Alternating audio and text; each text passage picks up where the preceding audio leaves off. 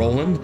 Thank you to the listeners for tuning in here. My name's Brad Allen, the creator of Crusader's Tale, the original series, and this today is another special companion podcast episode that pairs with Season 2, Episode 3. And with me here today on the microphone is special guest Garrett Kluever, and I'm delighted to have you joining me here today, so I'll give you a moment to tell the listeners just a little bit about yourself. This feels like NPR. A little? Yeah.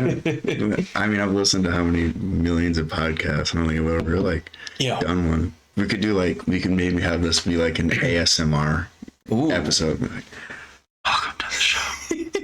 Today we're going to talk about Crusader's Tale. This is me rubbing my hands together. Oh my god, yeah. He's roasting a marshmallow now. Yes, we're rubbing balsam wood together.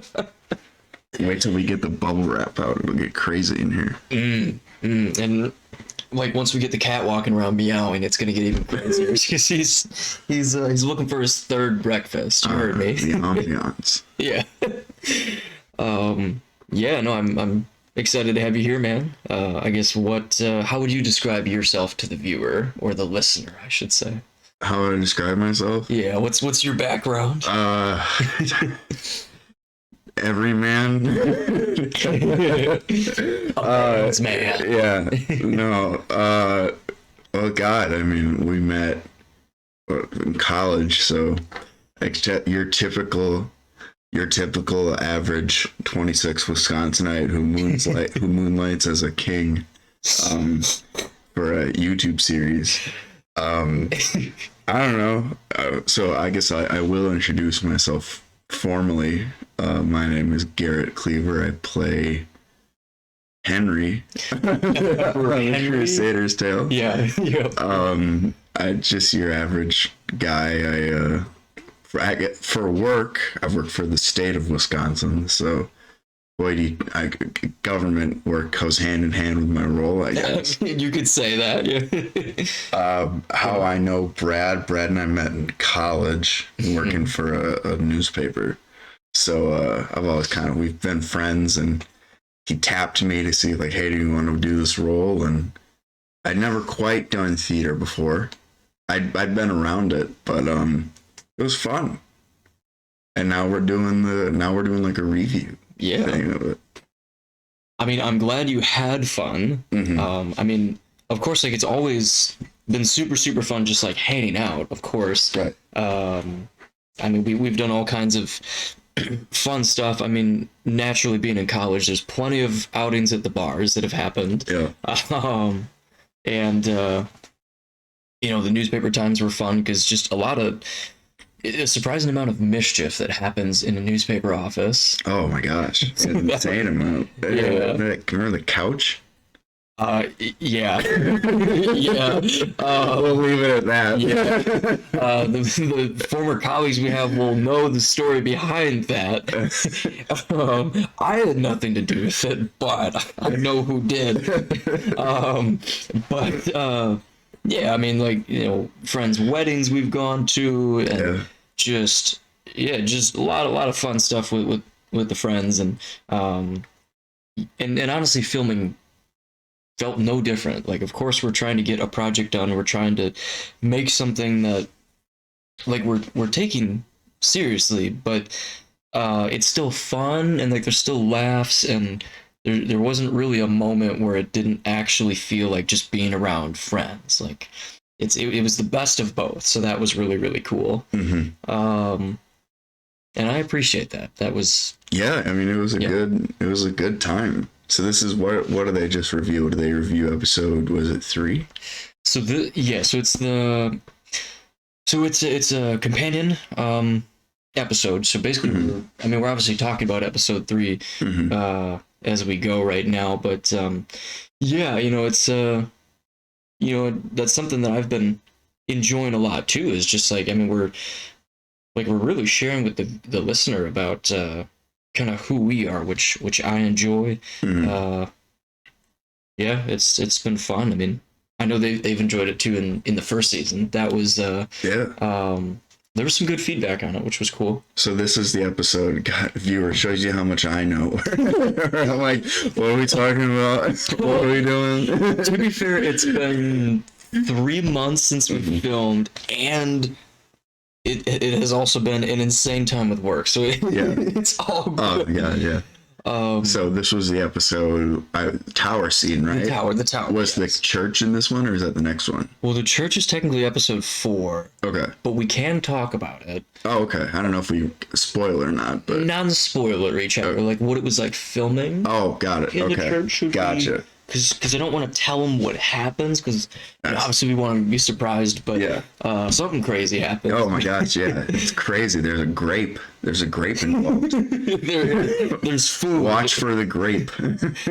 Well, I would sidebar and say, with season 2 compared to season 1, there was never any food involved in season 1 at all. Like, there were no scenes of characters eating. Yeah. And now it feels like in season 2 we have like 4 different scenes involving food. There's an overshot. Probably like one. I don't know which episode it's going to be in, but there's an overshot of you in that little like dam area. Oh yeah. By the water, and I swear to God, there's like 15 seconds of you guys taking food off the plate. Yeah.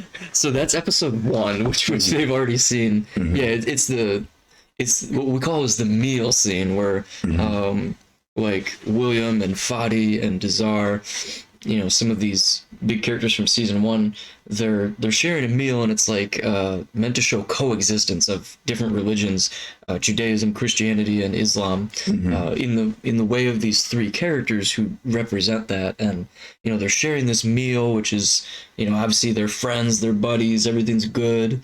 And then Tanner shows up and is like, yo, I need you for a quest. It just blows up the vibes, totally changes everything. But there's like a good, it's more like 30 seconds of just eating, like straight up. Is that inspired by something? Is that like, I don't know, Big Night or? No, it was just, we had it in the script because we wanted to show the coexistence and that these friends and characters were, just representing what that could look like what it looks like in the modern world, like in America, where you do see friend groups that have people of all colors and creeds. You wouldn't really see that so much as often in the 12th century. But I mean, the historical fiction story, I think it's plausible that something like that could have happened, because I mean, there was the clashing of cultures, of course, but people spending significant time in another part of the world. I mean, I like to believe that there would have been some European knights that might have actually been friends with people that they met in the Holy Land. I mean, I imagine, at least. I mean, it's happened in every war. I mean, like World War One, you had the famous Christmas thing, right? And then how many men stayed in Nam or Korea after?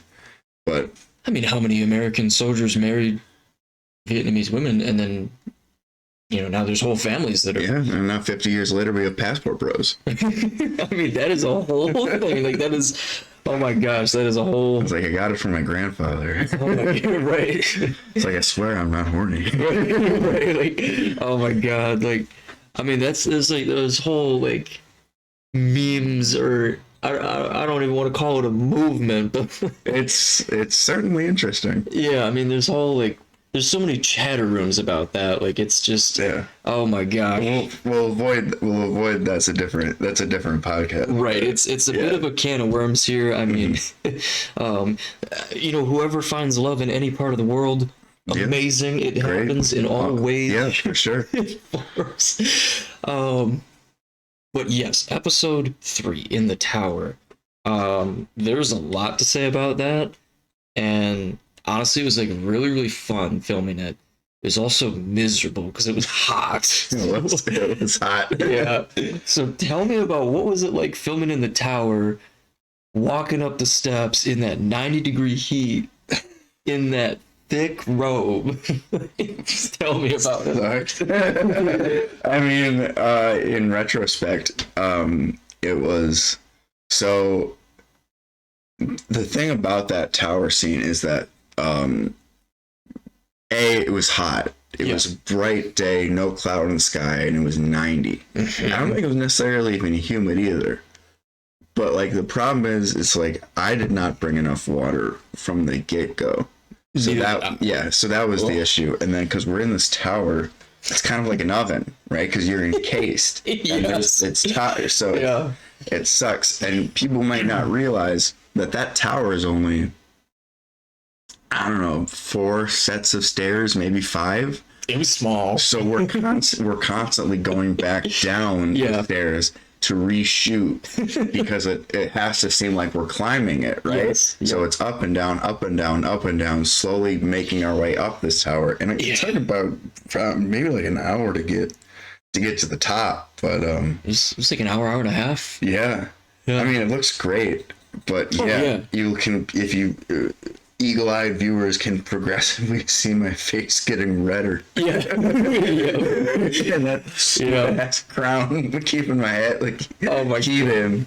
But well, the part where I mean, you're screaming at Leopold because he's committed what would be considered a crime, I guess, and you know, that rage wasn't necessarily faked. Right, yeah. I would definitely play it into it a little bit, I could say. I mean, you know,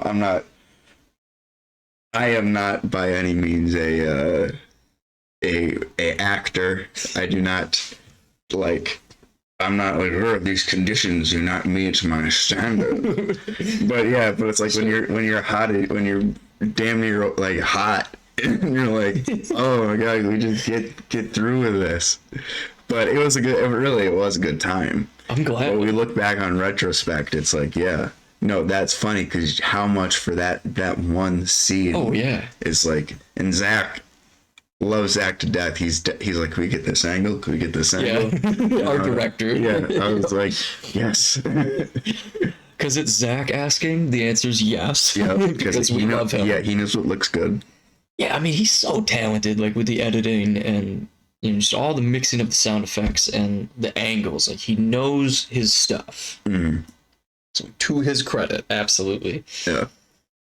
Yeah, it was fun. I mean, I would say, you know, you say you're not an actor, and I understand that because a lot of us are newcomers to this, but like we have a running joke in like some friendly group chats and stuff, like, man, Garrett like stole the show, but it's not a joke. Like, oh, you stop. I mean, I'm like not trying to embarrass you, but like I appreciate it very much. My face is getting red again. Damn. No, I mean, like for like the role, like it was sold well. Like the acting was legitimately great. I thought the character was portrayed well. It felt like really serious. It was good. It was everything I hoped it would turn out to be. Yeah, like some things you can't plan. Like you just, you know, you get your friends together, you try to do something, and it just works. And that was evident. Like, you worked really well with Ezekiel, Leopold. Like that was like just an easy, seamless, like felt like just some guys hanging out. Kyle in the church, you know, King Richard, he's very easy to get along with, and so that made it very easy for that scene. And Devin as well. You know, Devin, I've loved working with him for a few years now, and you know, he being Tanner, and during the battle scene that'll be coming up later this season, you know, that was fun to film. And like the three of you guys, you, Devin and Kyle, I mean, like the way you guys sold that scene, you would think that you guys have known each other for years. Well, yeah, it was kind of like on the fly. We were kind of figuring out. Well, acting kind of is like, to clarify, good viewer. I love movies, so it's kind of you can kind of base it off that. Sure. But no, I'm not necessarily have been acting before. I helped. I was a prop person for our I was a prop person for our high school theater group. That's what it was. I forgot what role it was. I knew you were in the theater realm. So kind of. I had a friend that looped me into it. Okay. She was the, I don't know, what, stage master or whatever. She was in charge of. Sounds right. Something. I think that's the correct term. Yeah. She was the stage czar, the stage shinobi. Stage czar. That's ninja. Yeah, that's the appropriate term. Right. But no, she wrote me into it, so I was making like props and shit like that. Yeah. So I've always kind of I enjoyed that for that aspect. I also met some people like even at high school theater that were like insane. So I was like, I don't know if like I enjoy it. Like I liked it, but I was like, I don't think I could see myself doing like anything involving like acting or something. And then you broached me about it, and I was like, why not? I got nothing going on. And it was fun. It was really fun to like play a character, I guess, if that makes sense. It was fun to like pretend to be someone else.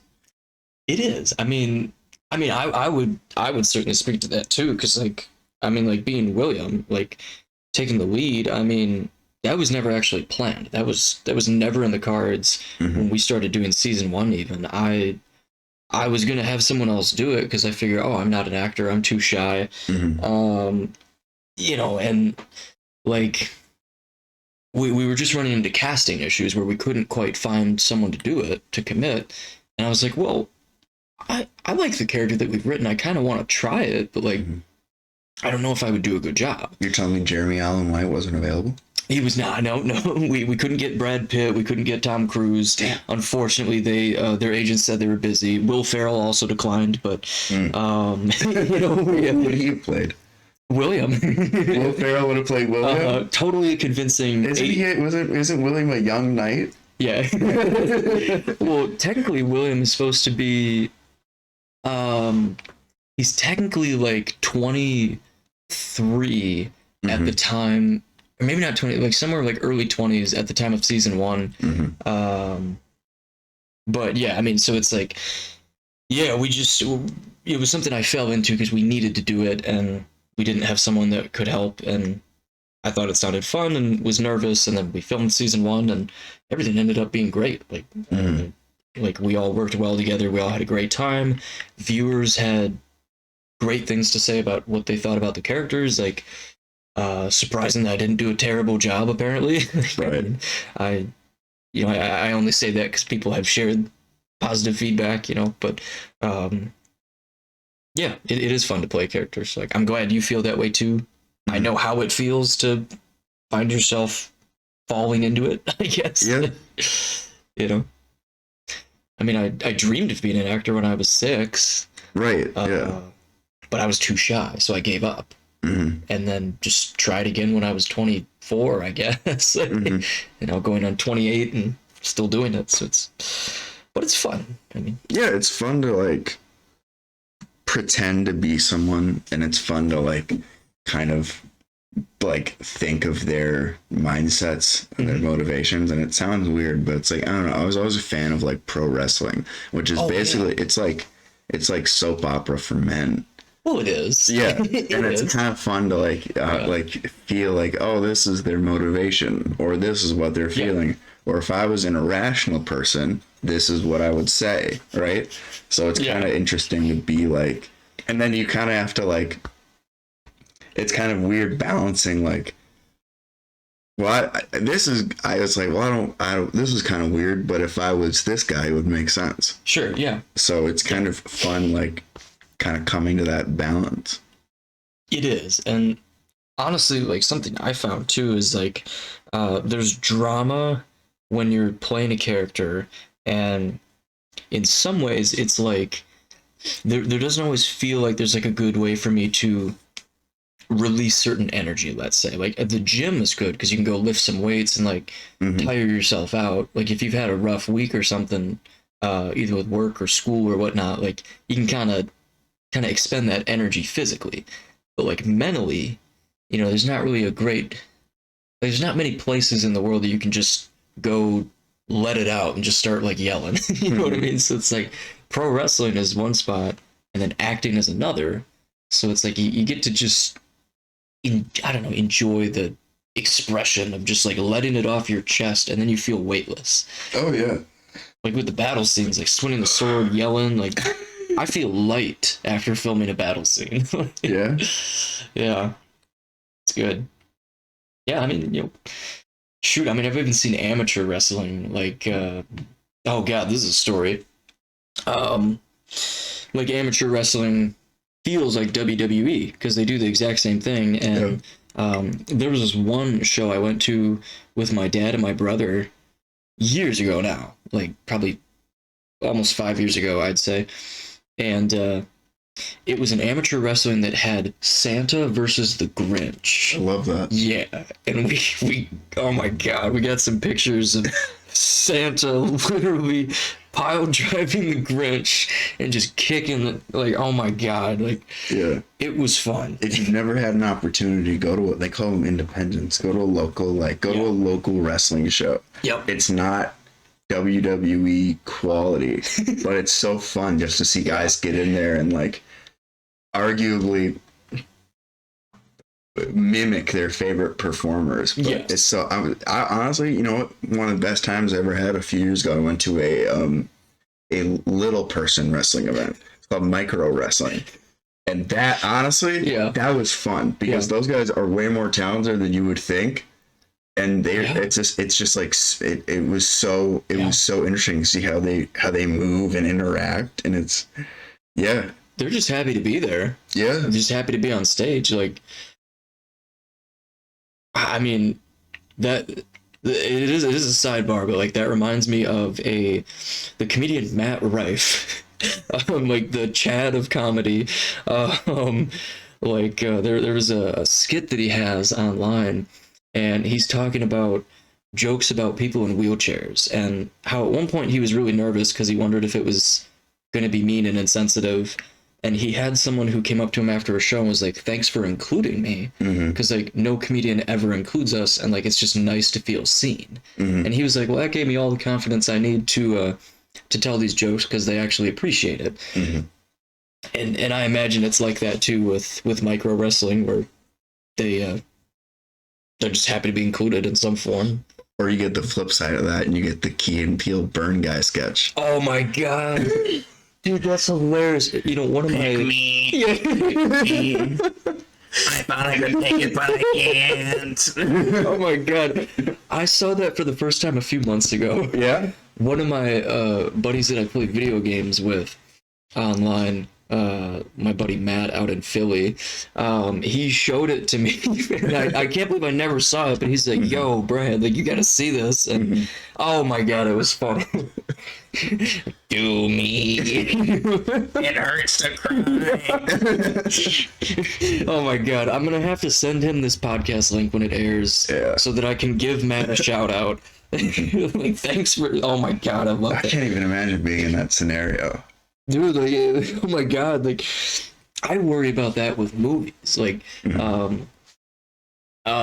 mean, it's a different vibe, I guess. Like, I mean, like Crusader's Tale, like we're portraying a story about people of different religions battling and then making peace. And there's a part of me that's like, oh man, I hope this lands the way I hope it does, because it's about coexistence and like acceptance and peace. Like, it's meant to be like brothers from other parts of the world, and like showing that people are people. Like, we can all truly, be allies.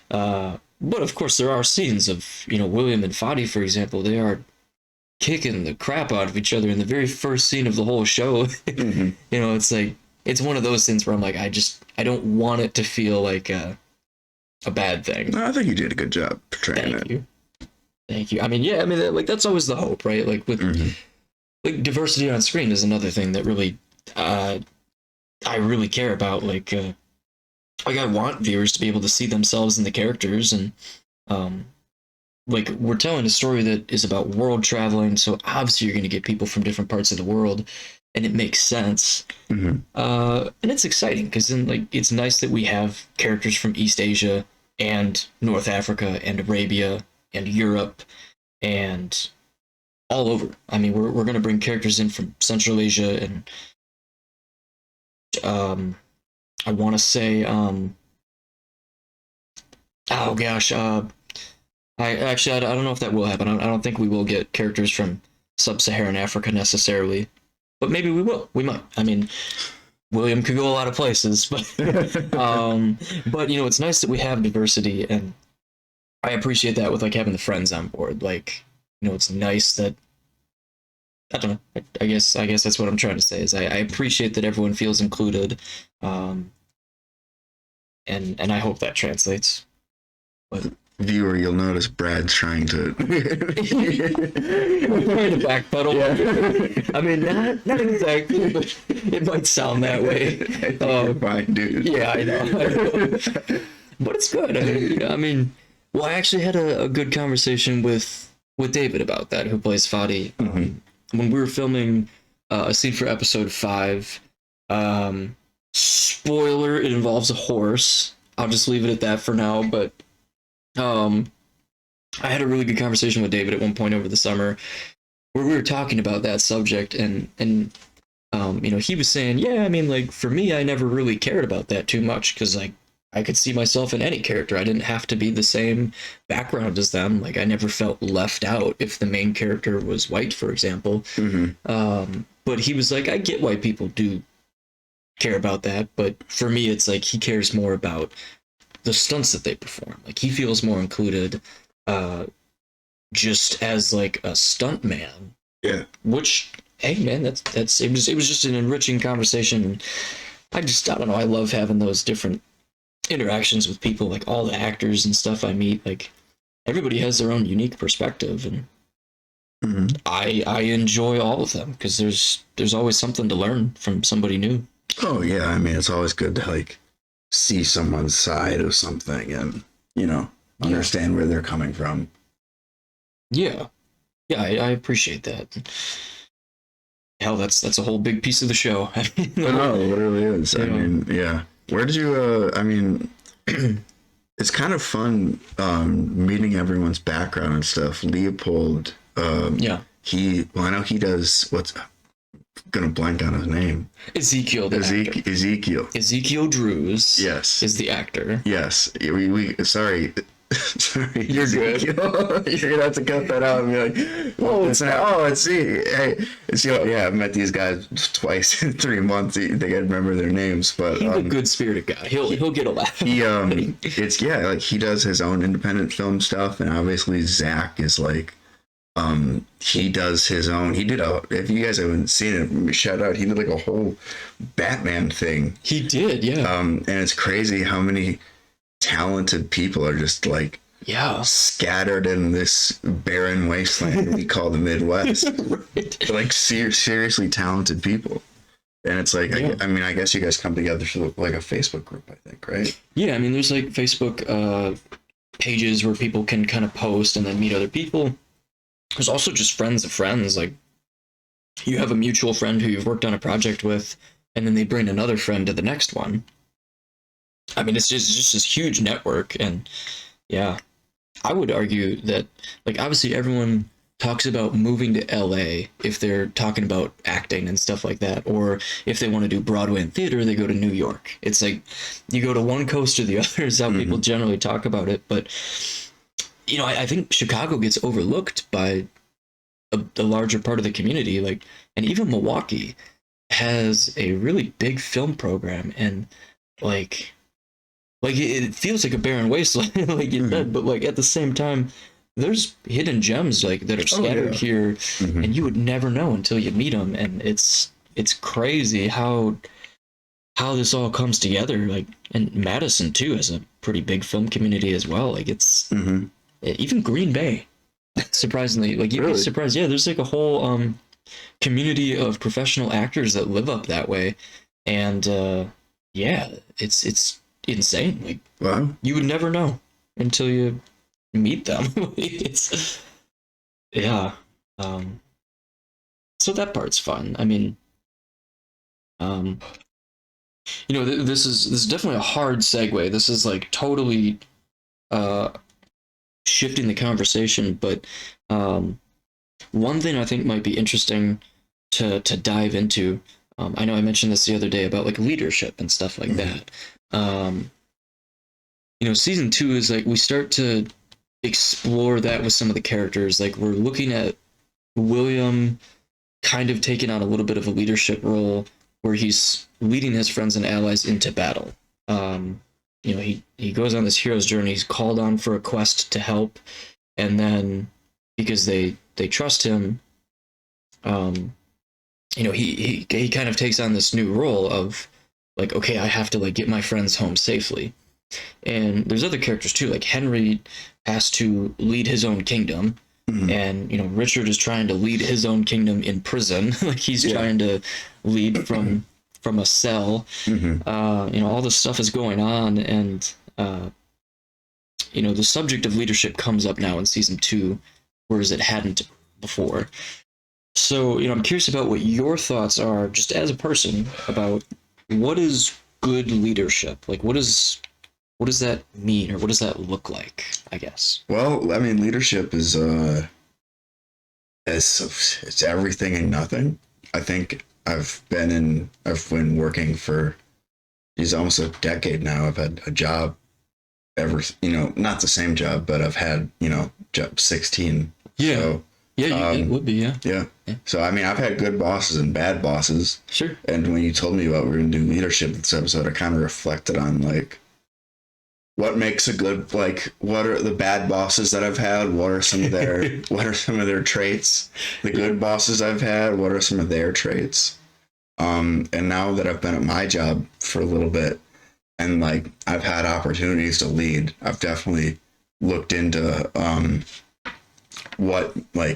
how I can be a good leader, and using those for examples.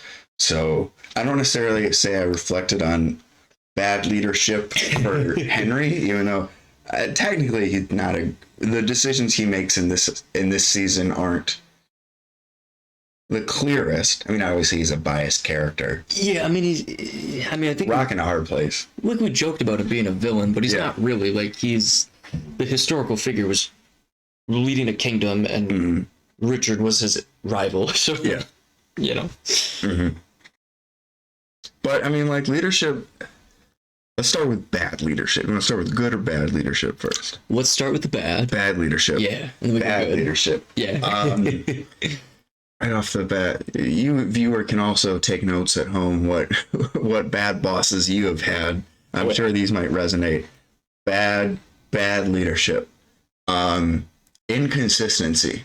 I think a good leader is someone that has a consistent tone. Through good and bad, you know what you're getting. Yeah. I've found that to be very calming. I think that's helpful. I think that's helpful when we get spam phone calls during the podcast.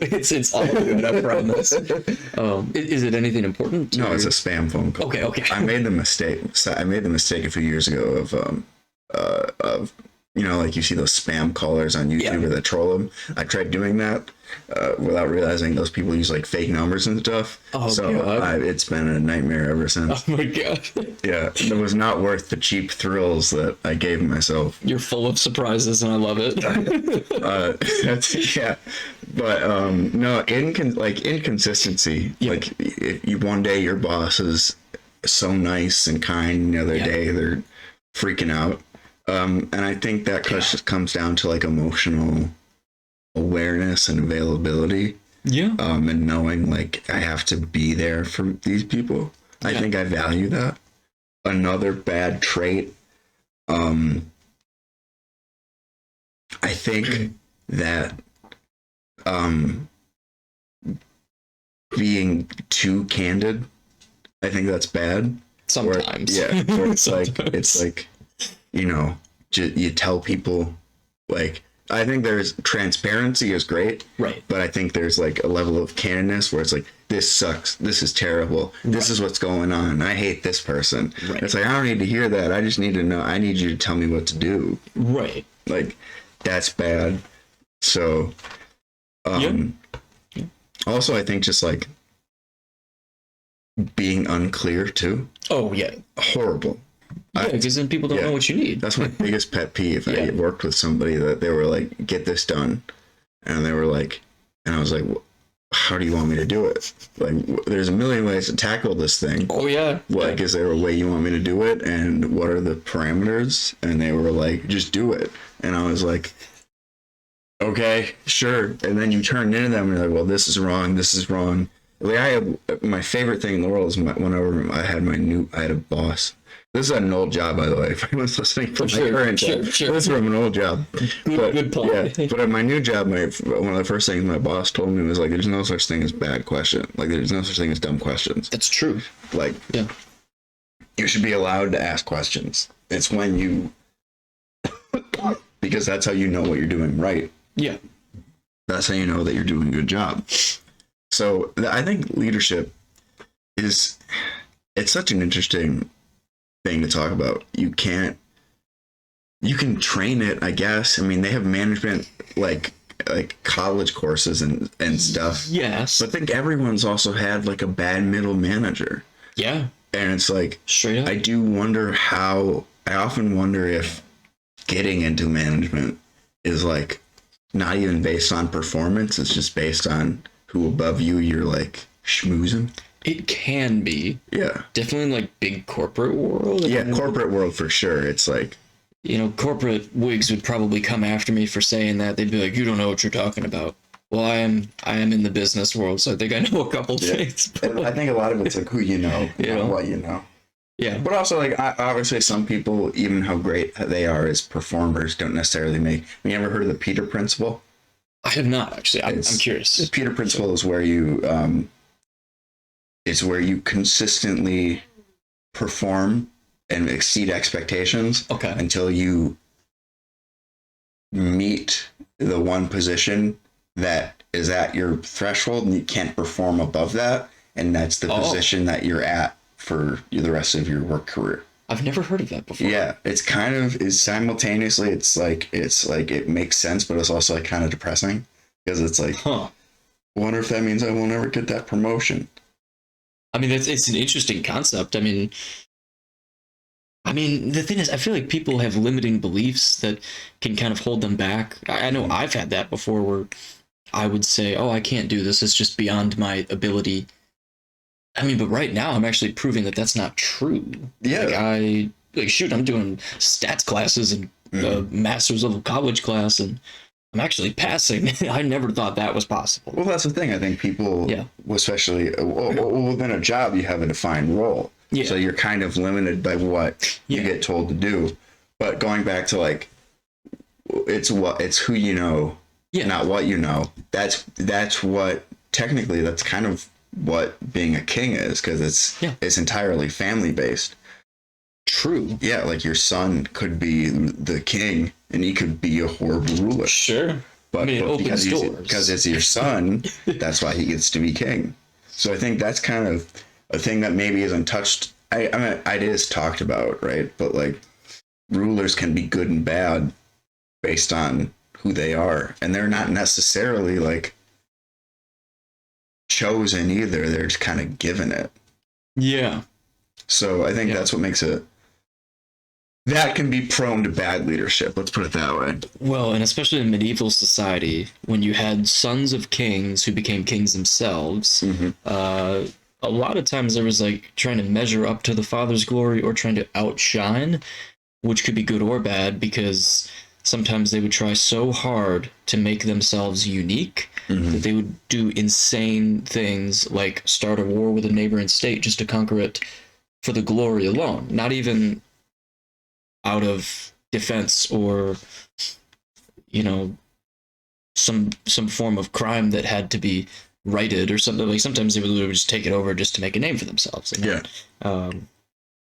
that's like medieval society in a nutshell. Like, which is, it's fascinating to learn about historically. The good, the bad, and the ugly. There's a lot.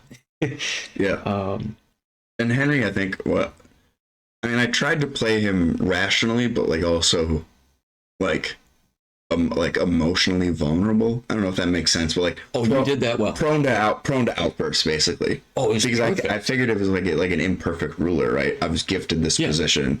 I don't necessarily know how to handle people super well. I understand the gravity of my decisions, but I also I don't play well with others. Let me double check something here, because I just want to make sure I have the fact correct here when I say it. Like, I appreciate where you're coming from on that, because it's true. Like, he was gifted that position. He was not ever really expecting to be in that role. Like, it was, it was something that he would have been raised for, but not as soon, let's say. He wasn't expecting to be there as soon. Okay, so I am correct with this statement. I just wanted to make sure. Wanted to double check my research notes. So Henry the Sixth of Rome is the Henry that we see in Crusader's Tale. His father was the Frederick Barbarossa, which anyone who loves history would know is this legendary ruler of the Holy Roman Empire, aka Germany and Italy, basically, who just all over Central and Eastern Europe was expanding the empire, winning wars.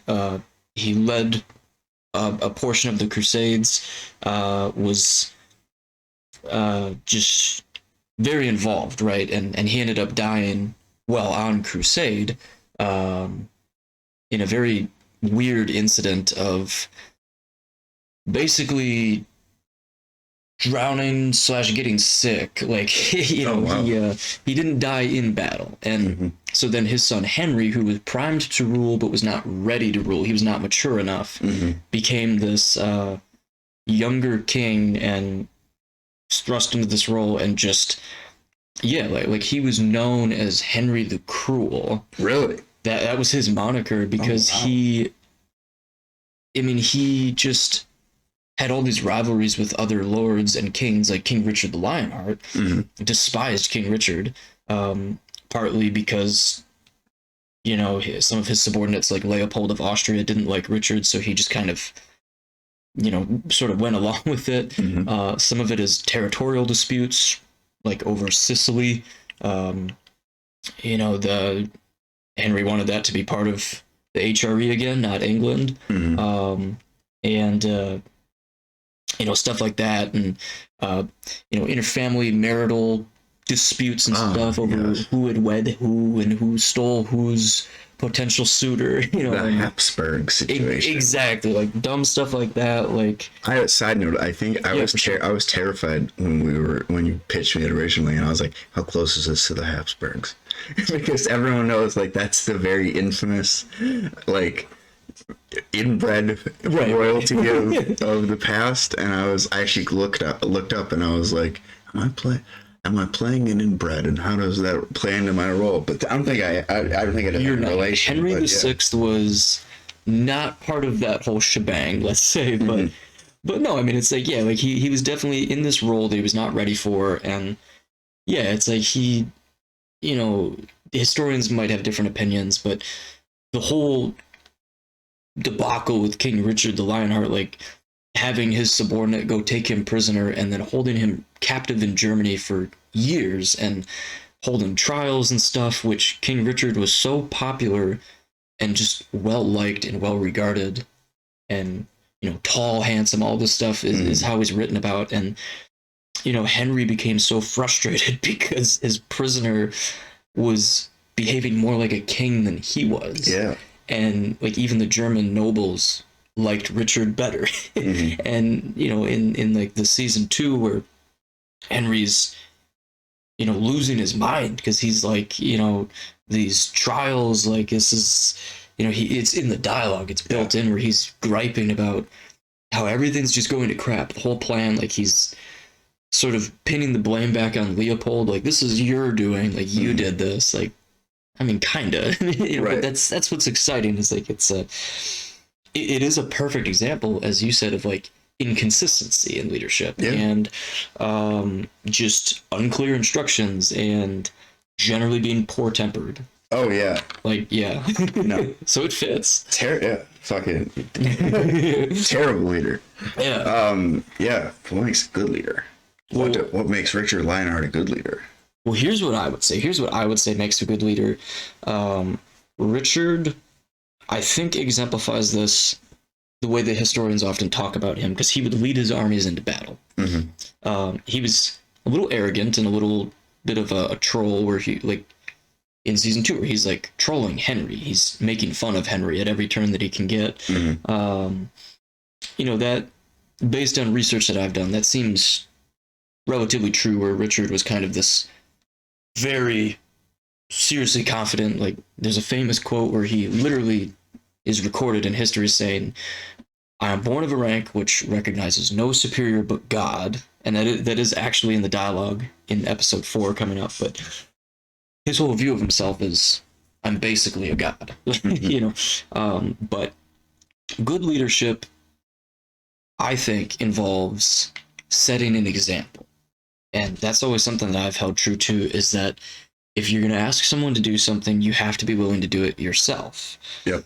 And I try super, super hard to do that myself. Like on a film set, for example, if I ask someone to be part of a battle scene, I'm literally their counterpart in the scene. Like we're doing it together. I'm not asking them to perform stunts that I am not myself willing to try. Yeah. And risk my own back hurting, you know? Yeah. Or like when I ask people to work the cameras, like I've worked with cameras, so like I know how to do it. I can offer advice. Sometimes they know better than I do as well, which is great. But you know, it's like the person that's willing to go into the trenches, and that's always something that I've believed very strongly. I learned that from family members of mine, you know, grandpa, uncles, dad, mom as well. You know, is very much like that. So you know, I've always tried to be that guy. Well, how many bosses have we had that don't know how to do our jobs? I mean, I'm kidding when I say this, half kidding, but like technically at one point I was I was technically your boss, and I didn't know what I was doing. Yeah. I mean, I'm half kidding, half serious, because like I was very scared when I found myself in a leadership role at the newspaper that we worked at, and I had to coach fellow students. I was excited, but I was scared because I didn't want to lead people astray. Yeah. And a lot of it is I would quite literally just like do the work with everybody, right? So that I didn't feel bad asking them to just do it. Yeah.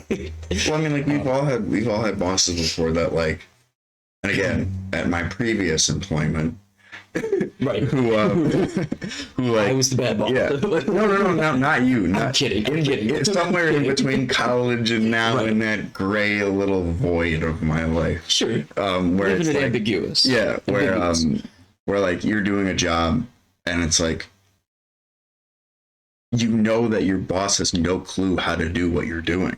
Oh, yeah. And it's like, if I go down, like, what are you gonna do?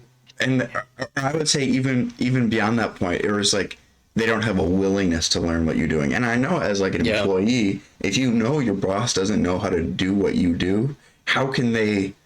At least my mind goes to like, well, how can you critique me or how can you evaluate me if you don't know how to do my job, but I'm under you? And I guess in some ways, like obviously the CEO of Amazon, whoever that is now, I don't think it's Jeffrey. Did he step down? I think he sold his share. I think he might be in charge. I don't know. He's the owner. That's right. Yeah, it's a weird situation. Obviously, the CEO of a company maybe doesn't need to know how to put in TPS reports, right? Sure. But I think your direct supervisor should know how to at least has a general idea of how to perform your duties. I would say that's correct. Otherwise, how are they going to evaluate you? Yeah. A good leader is willing to step in and understand how to perform your role. So they, not necessarily because they need to do it, but because otherwise, how are they going to? A good leader is someone that's willing to step in and actually do the work, not sit on the sideline and be like, well, we'll have somebody else do it, or I don't want to get my hands dirty. Right. You got to get in the trenches. Yeah. Like, well, and some of it too is like if the employee has questions and they need advice, then you can give that advice. And if the employee's sick, the job's still got to get done. Yeah. So you got to be willing to help them out because they deserve breaks, and a good boss should give them that. And you know, it's like growth opportunities. It's like you're opening doors for people. Like a good leader is like the Lion King quote about you should seek what you can give, not what you can take away. Like, is that the Lion King? Yeah, that's like Mufasa tells Simba that in Lion King 1. He's like a good king gives, you know, is what I remember. Do you know how many Instagram reels I've seen with that quote and not realize it's from the Lion King? I mean, it's one of those things that like is so well known that it becomes like ripped off, I guess. Oh yeah. Like there's so many things like that, but That's crazy. Yeah, it is. I mean, we're gonna get. I'm blowing your mind. Yeah, like an Instagram, like motivation reel, like David Goggins, and it's like adventures out there, up. Well, I mean, he actually has some like kind of solid stuff out there. Like, I do enjoy some reels that I've seen with David Goggins. Some of it can be really, really funny. Who's Like, gonna carry the boats well, that's a good concept. in the Like, log? yeah, like, I mean, the whole burn the boats thing is real. Like, if you tell yourself that you have an out and that you have an option to fail, Yeah. you might be focused more on your exit plan than you're focused on the success. And I mean, I have felt that way before, where if I tell myself I'm all in, this is gonna work, I don't care what has to happen, I'm gonna do it. Yeah. It tends to work out. Versus if I say, okay, I'm gonna try this thing, I don't think it's really gonna go well, but I'm just gonna give it my best shot. It falls apart, and then I don't take it seriously. I don't show respect towards the thing I'm doing, and then it messes up. And Yeah.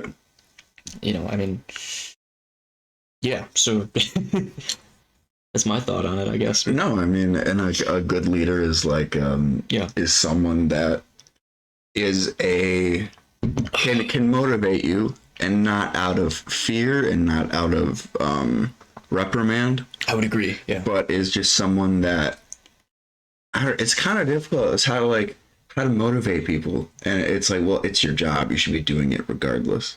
True. But motivating a workforce is I think that like some of the best bosses I've ever had, and this is just how I'm motivated, but like not overly praising, because I think if you overly praise, like your praise becomes less and less valuable. Sometimes. But like Sometimes. yes, generally giving.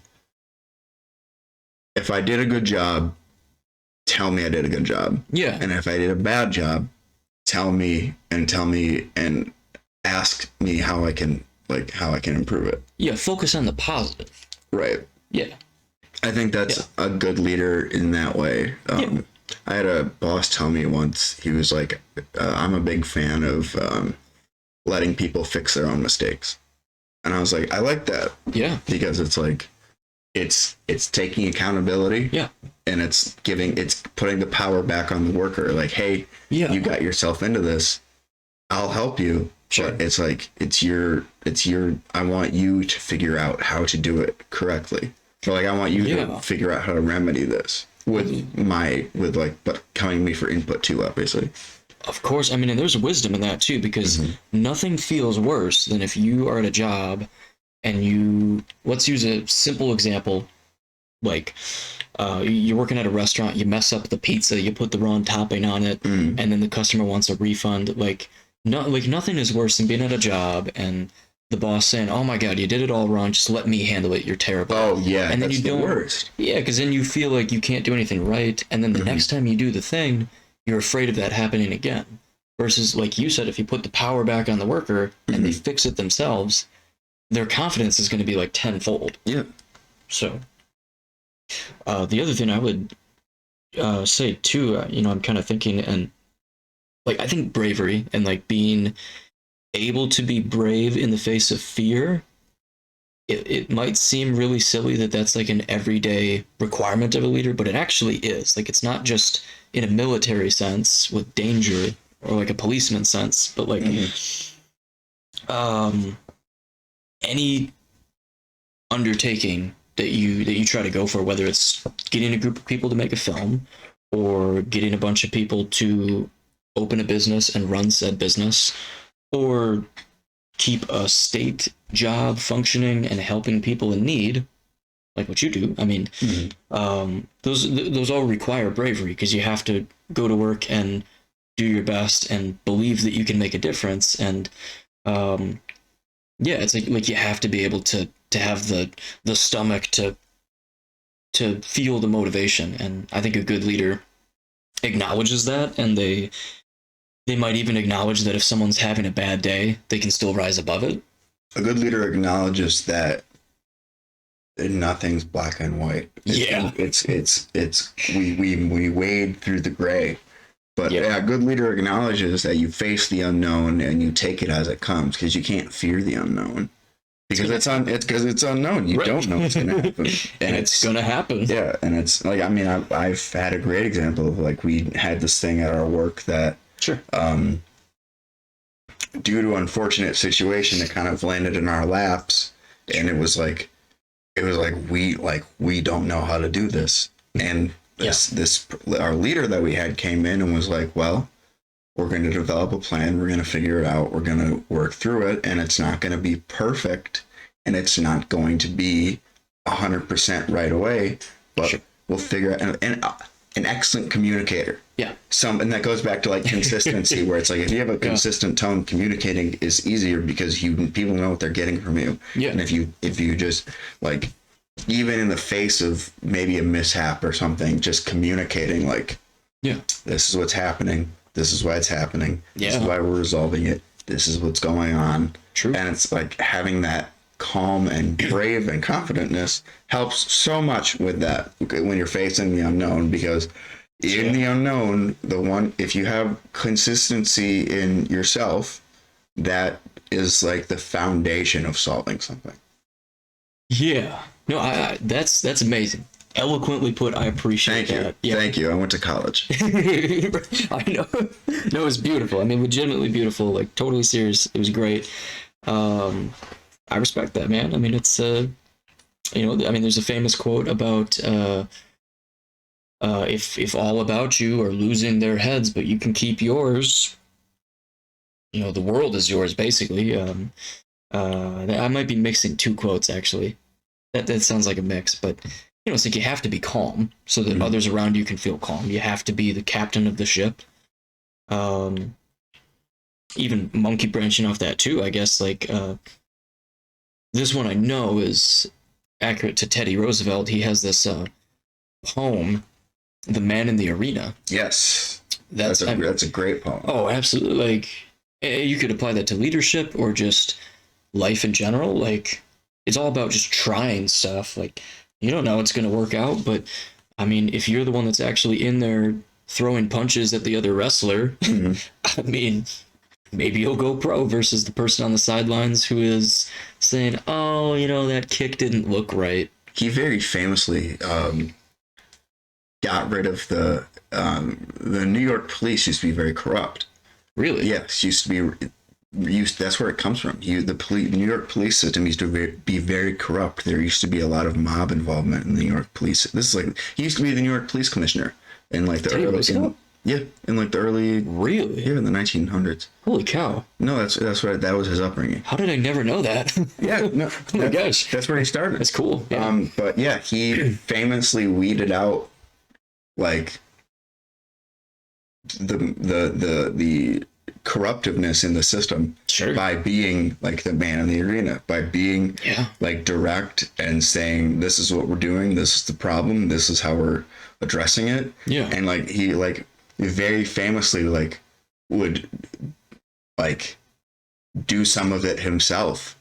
And it's kind of funny. It's like, corruptiveness gets done in the shadows, but, like, when the guy in charge literally shines a light on it, and it's like, what are you gonna do? Like, it exposes it. I don't know if this is, I vaguely remember, this could be wrong about it, but I think he had some quote basically saying, like, I'm the one in charge, what are you gonna do, kill me? Like, that's funny. Like, because, like, wow. Because, like, are you gonna put the corruption, like, out in the open like that? And it's like, well, he's not wrong. Or he would also I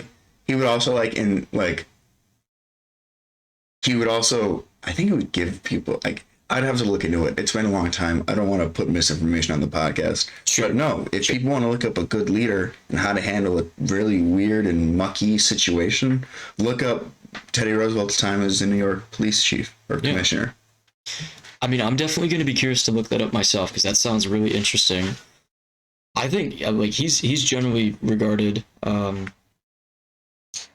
as like an example of, like, a get your hands dirty kind of leader, and as president too, he definitely did a lot of that too. I mean, the whole Rough Riders, like, literally joining the cavalry or whatever. Like, there's a lot with that, and, like, There's like there's definitely a confidence that he was regarded as having, which in some cases, for better or worse, I mean, but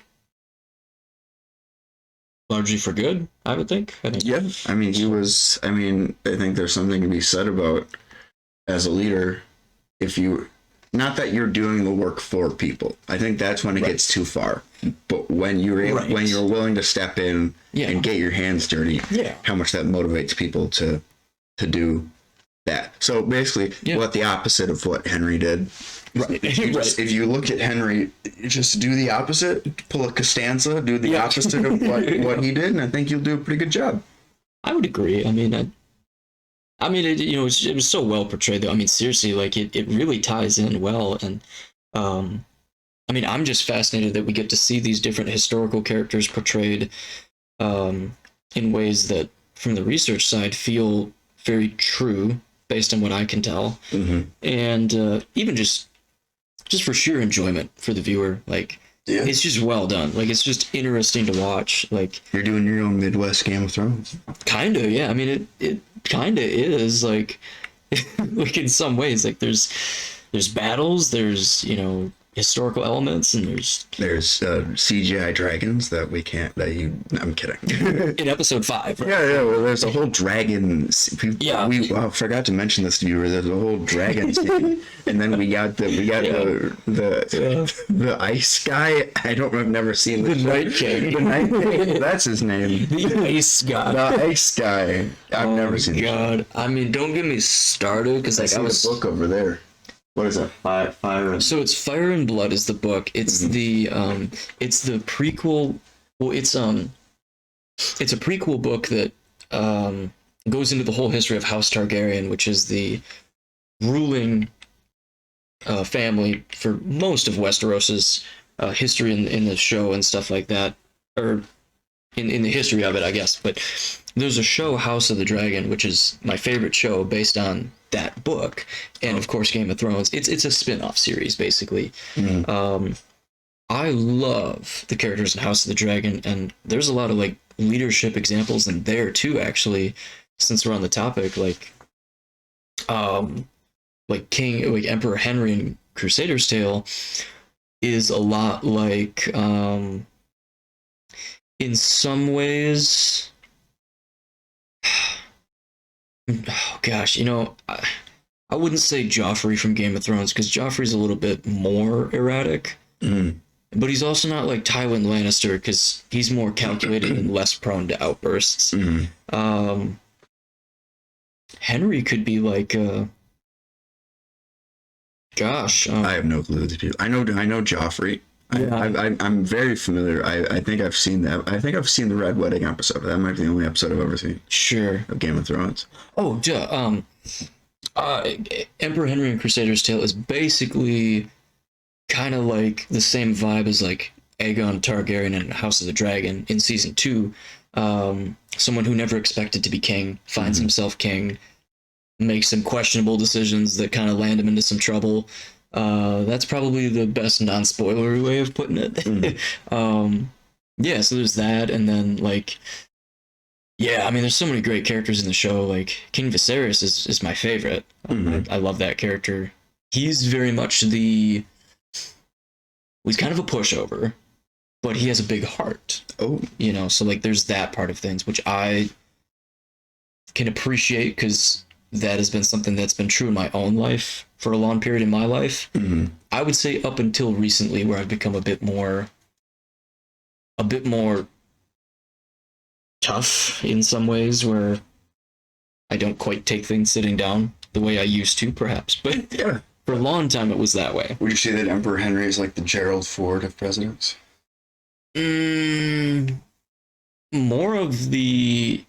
I mean, in some ways, yes, because he like came after Nixon, but like took over in a position he wasn't familiar with. Yeah, but more with like maybe Nixon's personality, I guess. Like in some ways. Everyone could do a good Nixon. Right. I mean, everyone thinks of Futurama when they think of Nixon. That's what I think of. With Lobster Man. Yeah. Zoidberg? Yeah. Zoidberg, yeah. I a favorite Louis C.K. had a favorite quote where he was like, I don't think you guys understand that chaos in the presidency is common. Oh yeah. Nixon had to, he was like, I watched our president weep, leave, get on a helicopter, throw up a peace sign, and we didn't know what was going to happen. Like they didn't know if the vice president was going to take it or what. Yeah, it was unprecedented that it It was, yeah. Well, I guess Kennedy was early. It was a few years earlier, but I mean, like, yeah, with Johnson and I don't think we'd ever kicked out a president before. I could be wrong about we that. never had someone resign in shame. Yeah. We've had presidents assassinated, obviously, like throughout all of American history. Mm-hmm. And there have been presidents that were voted out. This is actually interesting. It's relevant to current American politics. I'm going to thread a very careful line. We are recording this 4 days out after the election. I know. So it's fresh. It's November 9th. So it's right after the American election. I am going to be very careful in how I say this. All right, Brad, walk we're walking a fine line. Walk this dental floss here. We're walking the tightrope. There's only one other example that I'm aware of in American history of someone being voted out and then being voted back in after a 4-year term, and that would be in like the 1880s or 90s. And it was either Cleveland or may potentially have been Harrison. I could be wrong, but I think it was Cleveland. I want to say it was, but there was one in the 1880s or 90s. There was a president who had a 4-year term, maybe was not loved by all, and then was voted out by someone different, and then was voted back in 4 years later. So, like, in the news article I was reading, that's the second time that's ever happened in history, which is interesting on a purely paper level, like, okay, the facts side of things. Roosevelt got close. Yeah, Roosevelt definitely, yeah. Because, with the bull moose thing.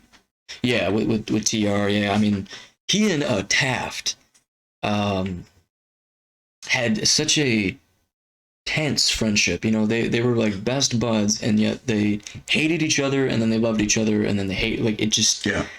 Teddy was kind of a bit of a bully towards Taft, actually. Like, he was making fun of his weight and stuff. Like, just bathtub. Yeah, like, just they. Like, unfortunately, American politics has a history of some bully behavior and some not amazing stuff that I don't like. Well, you can't get into the most powerful position in the world without having an ego.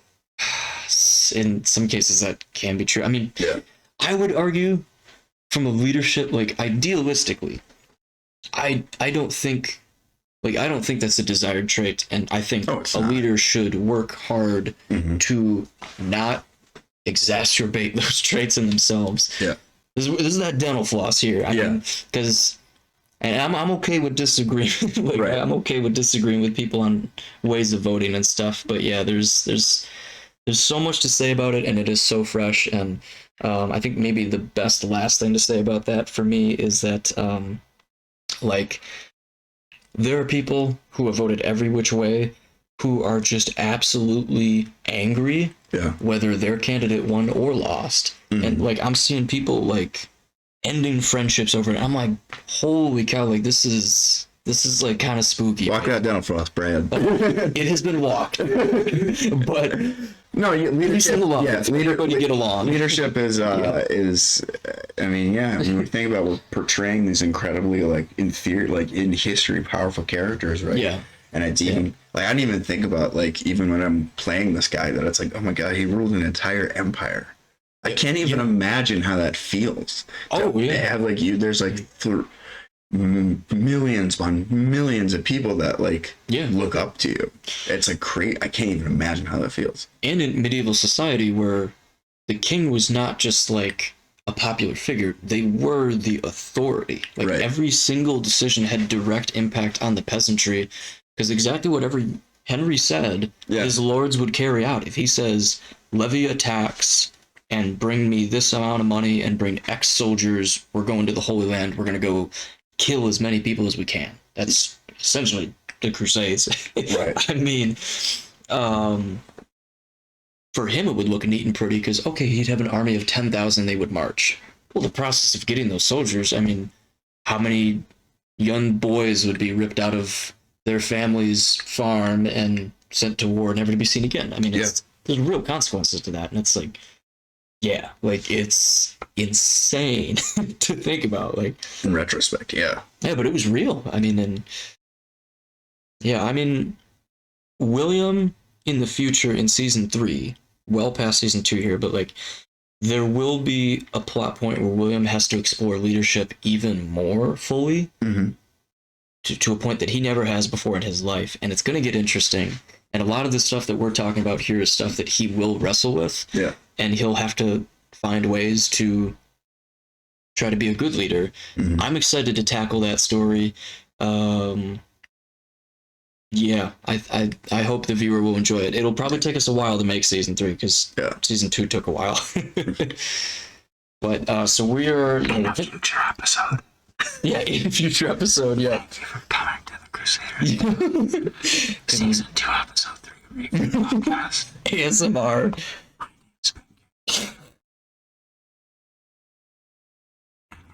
Toss you out of here with some smooth jazz and heated politic talk. Hopefully it wasn't too incriminating. I mean, I mean it's all good. Yes, we've hit the hour mark, so we're gonna close this bad boy out. I really appreciate you joining because it's been a fun conversation. Yeah, as usual. Thank you as well to the listeners for joining us for this episode. We hope you've enjoyed it. You can sound off in the comments if that dental floss was but walked right. Let us know what you're thinking of the show because we want to know if people are enjoying the episodes and stuff. Yes, so thank you for being here. We appreciate it.